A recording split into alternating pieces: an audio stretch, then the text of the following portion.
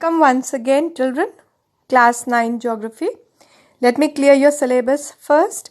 Your syllabus includes first 5 chapters. Along with it, everything that is mentioned in the chapter, backhand question answers, technical terms, highlighted words, pink words, blue words, everything that is given there along with the diagrams. So you have to go through each and every content of the chapter along with the map that is on page number 187. 187 and 188. So that map that is of the ocean, sea, gulf and bays and rivers. Let us begin with chapter number 4, the structure of the earth.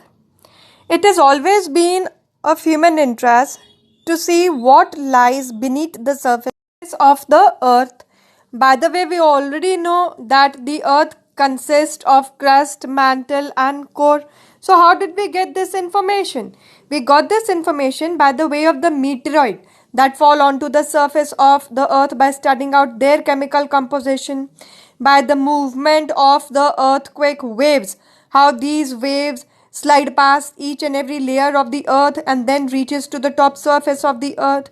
Then by the way of the material that comes from within the structures within the depths of the earth, that is lava, by studying their composition. See, human beings, they have been able to dug a hole of just about 7 to 8 kilometers beneath the surface of the earth. The interior of the earth is somewhere around 6,000 kilometers. Alright, so this is what the information that we have got.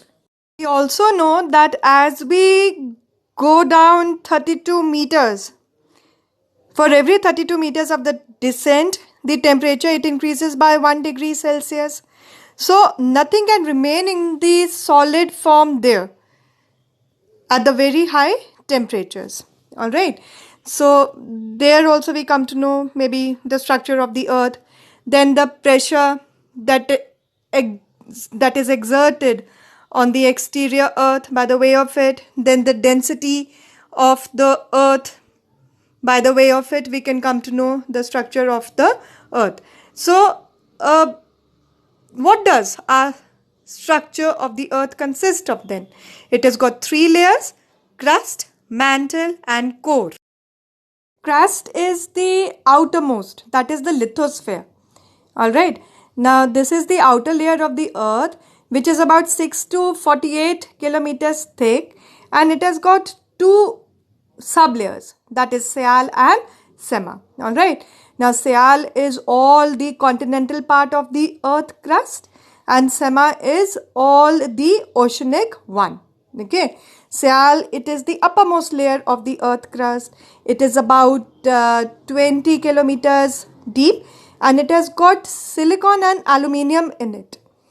Okay, now where Sema is concerned, that is just below Sial, and the average thickness is about 25 to 30 kilometers and it is made up of the mineral component of silica and magnesium. Okay, so here in this slide we could see the difference between these two.